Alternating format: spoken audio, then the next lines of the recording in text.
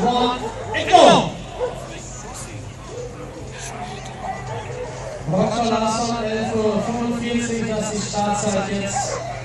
536. Die letzten 10, 15 Sekunden jetzt.